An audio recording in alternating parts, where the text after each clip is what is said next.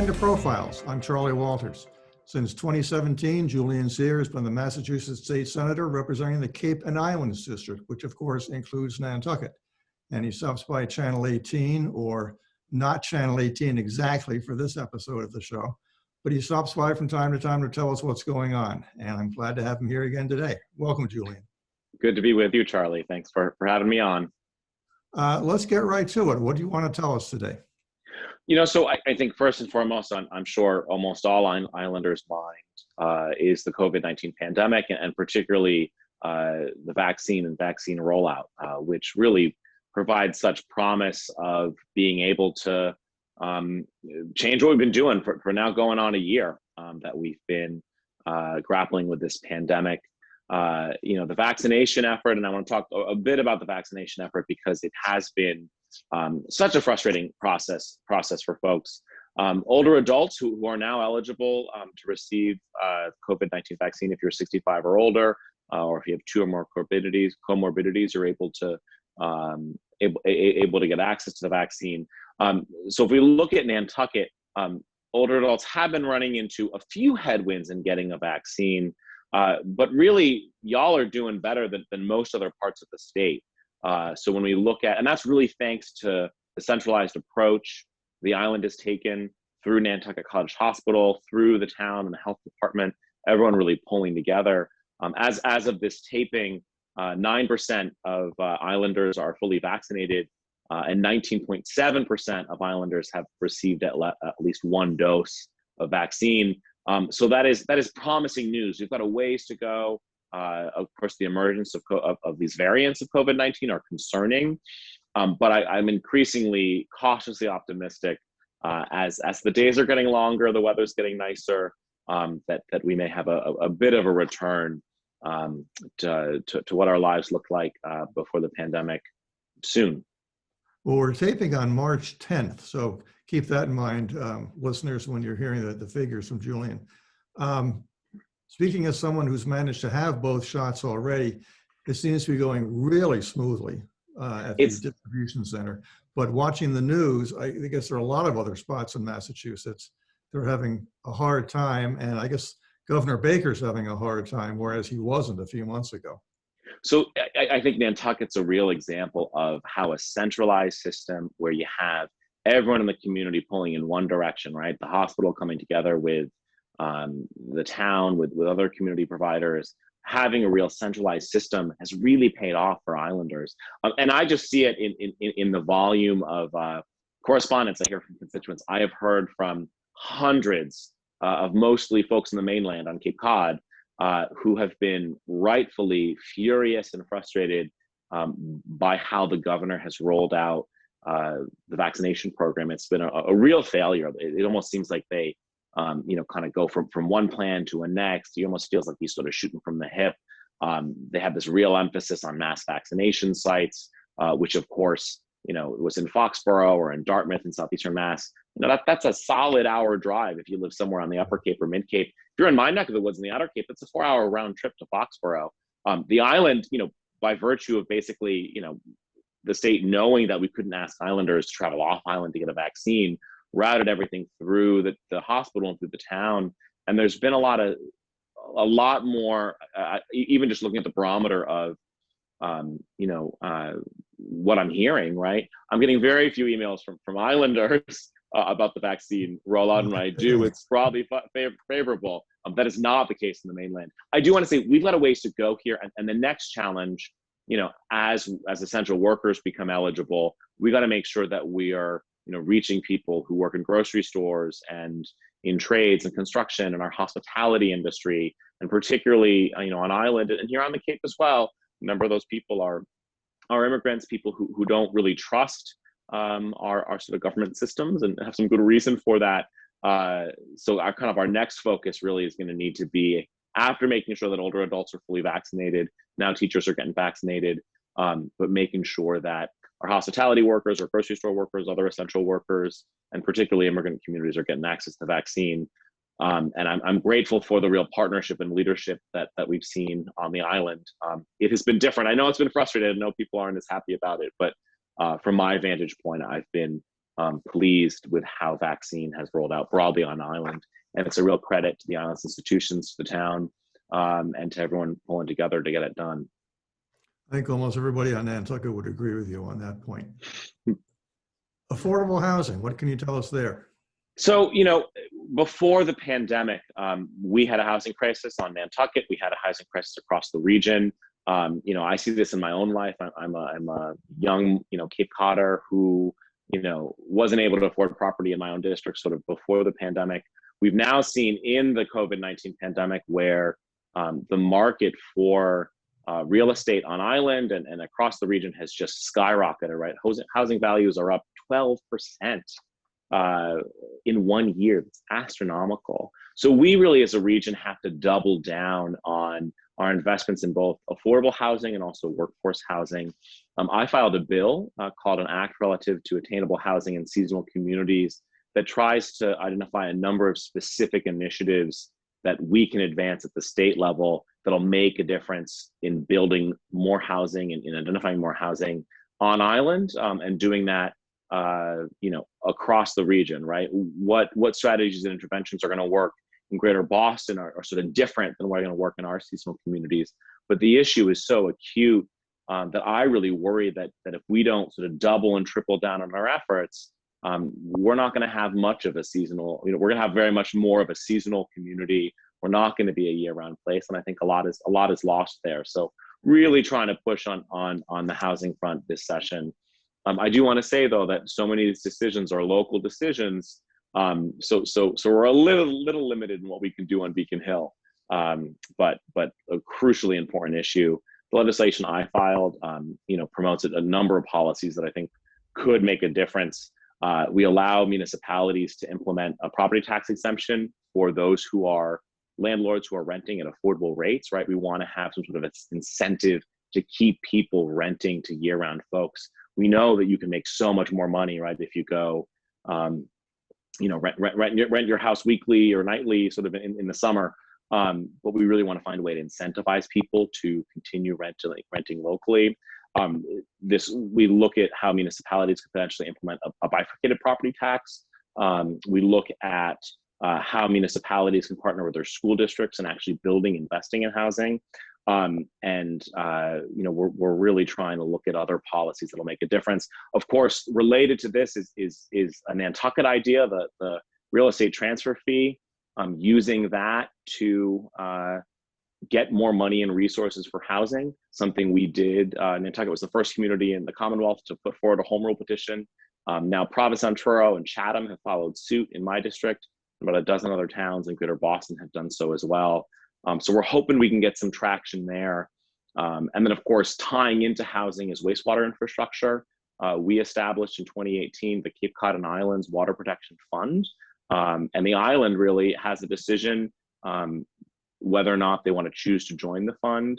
If they join the fund, it'll unlock millions more dollars in wastewater infrastructure, which would then help us build the housing we need, particularly that denser workforce housing that we know is so needed across the region and is needed on the island. A moment ago, when you were talking about affordable housing, were you referring to the land bank and the proposal to change how the fees they collect get distributed? No, so No. this is separate and apart from that. This is a home rule petition that you folks in Nantucket, the town meeting, have put forward for several years, that it would establish a surcharge on the sale of housing, of homes, valued an additional surcharge over $2 million. So it does mirror the land bank mechanism, but it's all separate and apart from the specific proposals that are on Nantucket town meeting warrant. Essentially, we're implementing what the town of Nantucket has asked Representative Fernandez and I to do. This is sort of related to what you were just talking about, and I admit it's a little out of your bailiwick, but I'm thinking in terms of a whole range of connected issues. People who come here in the summer only to work, where are they going to live, but also are they going to be able to come, which gets into H-2B visas or whatever, which you're aware of, obviously, but you don't have a whole lot of control over. But can you say anything about that for this summer coming? Sure. So the island and the whole region relies on immigrant workforce, and we've done so increasingly, right? I've seen this in the course of my life.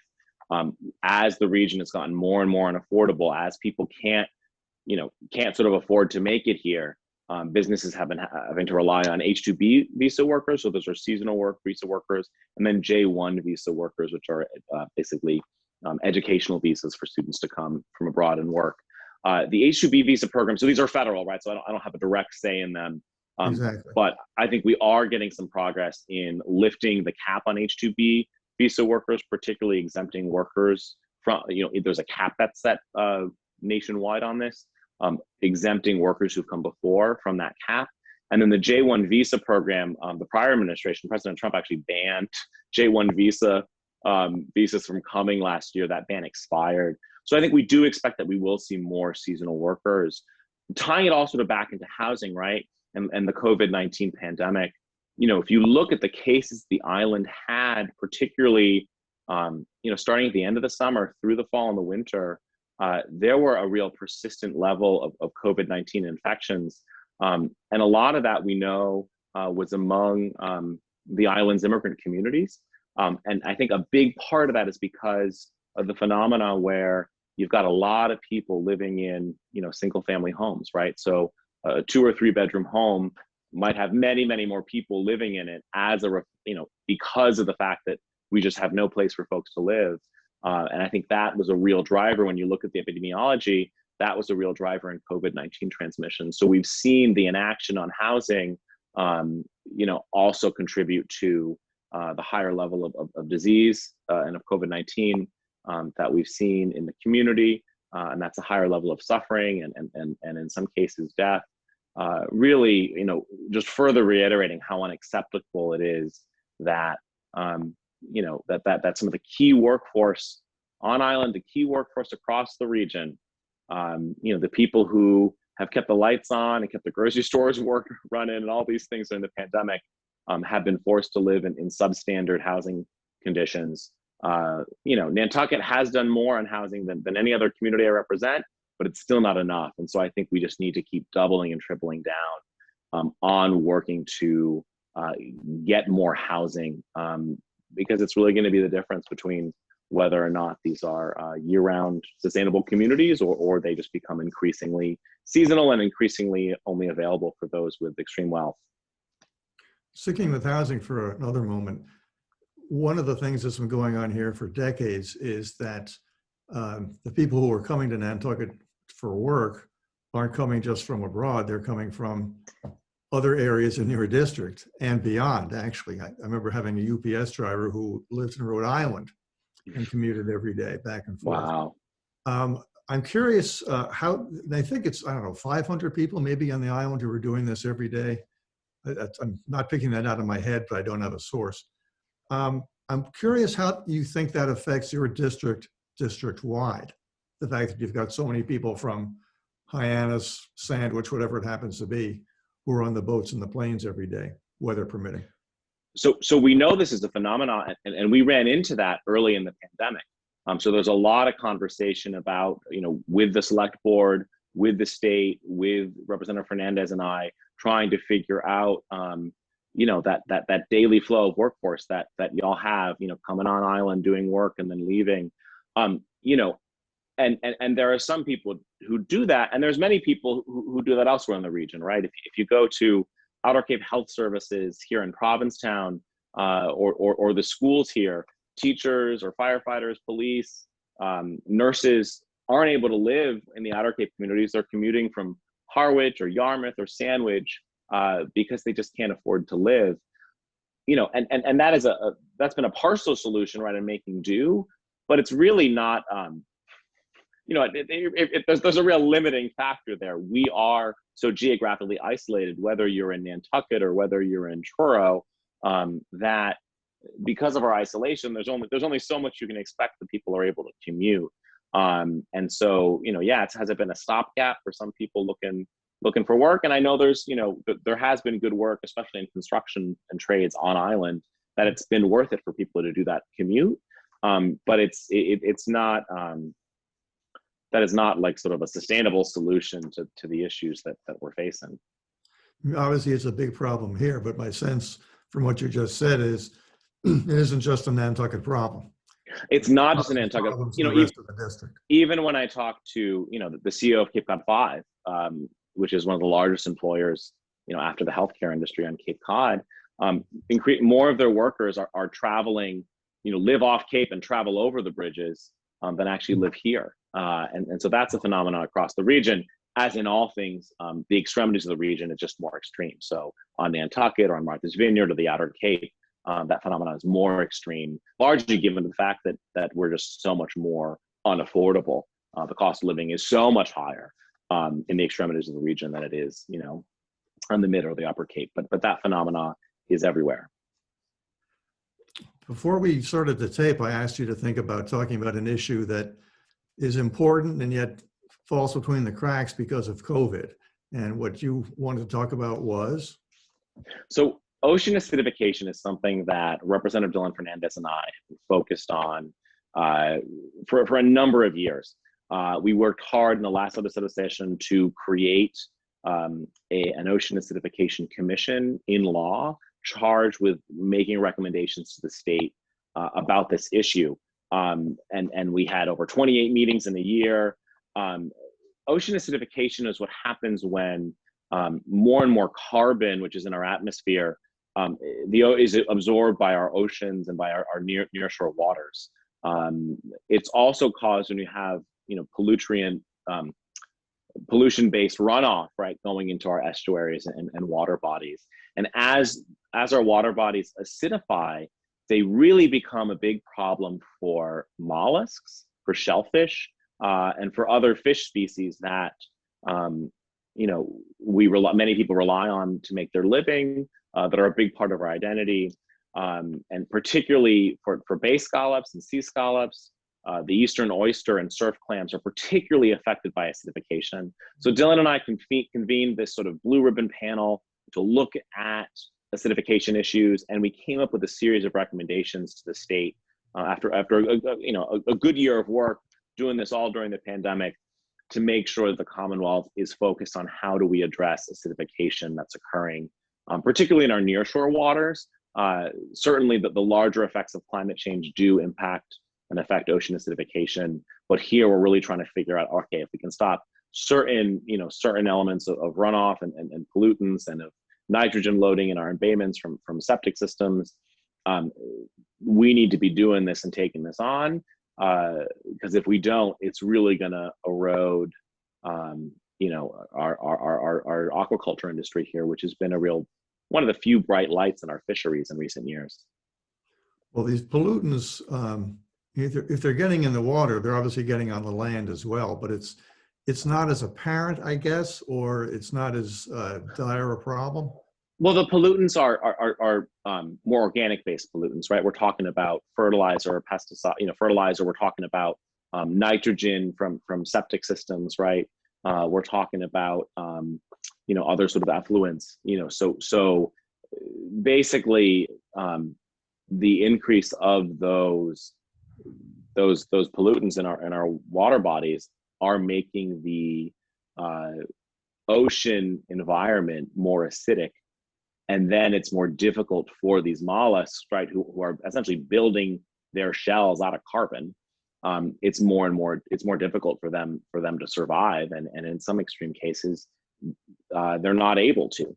And so really, it's very much tied to our inability to particularly address wastewater, I think, which has been sort of the biggest issue.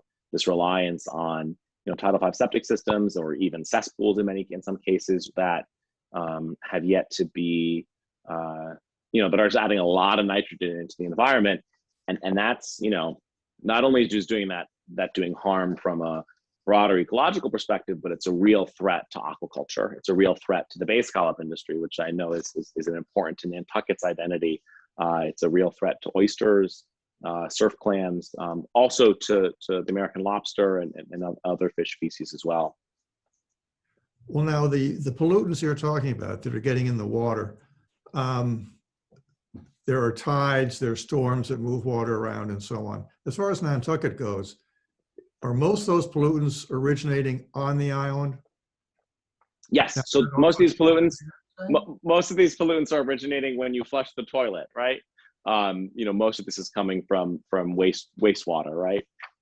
So that's a big source of that. So if we can get our hands further on, if we can further address wastewater, if we can install wastewater infrastructure, really working to further, provide sewering and other alternative methods to reduce wastewater, that's going to make a difference when it comes to these acidification issues. Related subject that I was kind of skating around a moment ago. What about the air quality down here? Do you see the air quality as being acceptable given that we're out in the ocean and we don't have any heavy industry here?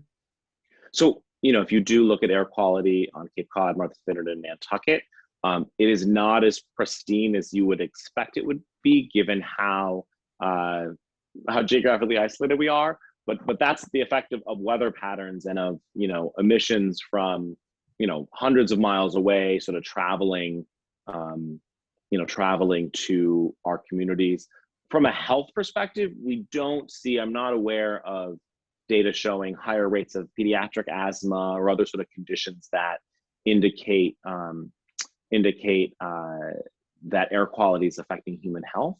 But the air quality isn't as sort of pristine as you would sort of assume it would be, being 26 miles out to sea. And that's the effect of weather patterns carrying pollutants from far away. Well,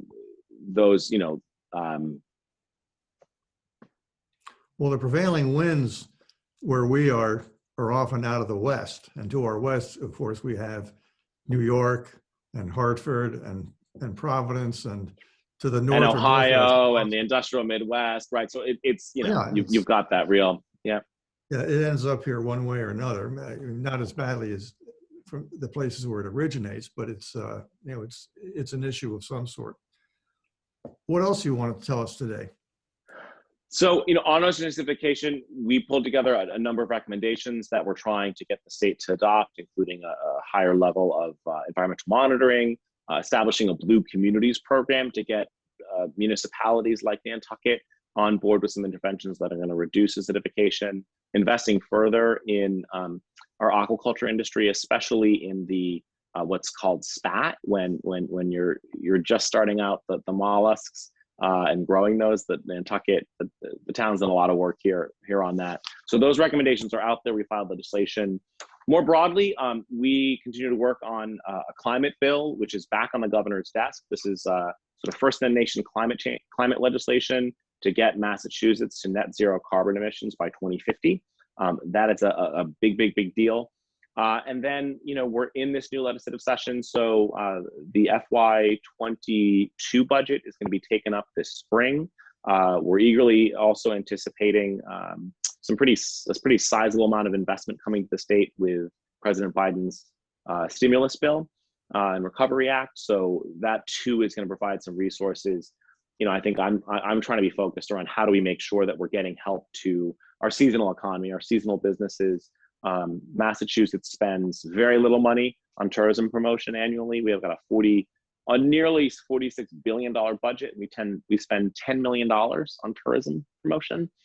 Considering how many people are able to make good lives in tourism, that's something we really should be changing.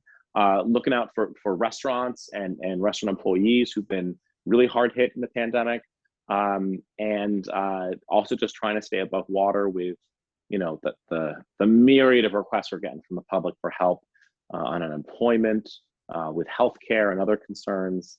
It's been a real challenge to keep up, but it's also a very consequential time, and we've been pulling together as a region, and it's a real honor to serve at such a consequential time. One more thing before we go. Vineyard Wind was in the news again, and I know that's a little bit out of your territory, but do you have any comments about that? It's very much in my territory, considering I represent Martha's Vineyard and Martha's Vineyard and Nantucket, which are so the communities that are closest to this. This is awesome news. It's likely that Vineyard Wind is going to be approved by the Biden-Harris administration within a month. I know there was an agreement that had been reached with the town of Nantucket around some specifics, and that's all good. And really, this is the first of many far offshore wind projects that are going to really transform Massachusetts into a leader in clean energy. I've actually filed several bills this session to further expand offshore wind. This really is a game changer for us. One, in doing our part in clean energy generation. Massachusetts historically was an energy importer, right? We needed to bring in energy, dirty energy, to fuel our state. We're changing that here, and also that these far offshore wind projects mean jobs, not only in building the infrastructure, but in maintaining these projects that you're going to have for 35, 40 years. I'm really proud of the fact that Vineyard Wind is going to be basing their maintenance facility out of Vineyard Haven. I want to see more of that happen with more of these projects. I want more of these projects to be basing their long-term, multi-decade maintenance work out of Martha's Vineyard, out of Nantucket, so the communities who are closest to the project are able to benefit from their relative proximity and presence. I know they're quite far away from it from an eye perspective, but this is really good news. And I think as islanders and as Cape Codders, we should be really proud that we're going to be leading the nation in far offshore wind and really doing our part to address the climate crisis that frankly threatens our way of life more than almost anyone else, right? Because of rising seas. So I'm very happy and encouraged by this project, eager to see more offshore wind so that we can do even more to do our part. Of course, got to do it within environmental stewardship and those parameters, but I'm confident that we can do that and really be part of the solution here. Vineyard Wind was working for a number of years, and then about a year ago, they appeared to be out of business. Now they're back. But I'm wondering if the plan they have today is the same plan they did have when they temporarily went out of business. And the bottom line is, what are we going to see from Nantucket? That's my understanding that the plan is consistent, and the agreement that the island reached with Vineyard Wind is consistent. I'm not familiar with the exact sort of specifics and details, but I know that there was a reduction in potential view shed and an agreement that was reached with the town. I think the town of Nantucket's getting a pretty hefty sum of money as well for this project. So my understanding is that's all consistent. Yeah, that's my understanding. Yeah. Okay. And really, I think Nantucket Islanders should be really proud. That literally the first major offshore wind installation in the country is in y'all's back door, and this is just an indicator of what's to come and where we really need to go if we're going to get serious about a carbon-free future. State Senator Julian Cyr, thank you for your annual visit. I think this has been more than a year because of COVID. We try to do it every once in a while. I'm always glad to go on. Thank you so much, Charlie, for having me. Really take good care. I know we got a few more difficult weeks and months to go, but really hoping we can have a brighter summer. Well, we appreciate the work you do. We appreciate your being here today with us, and hopefully you're back in the near future. Thanks for doing this. Thank you. Take care. For Profiles on Nantucket Community Television, Channel 18, I'm Charlie Walters. Thank you for tuning in, and please join me again.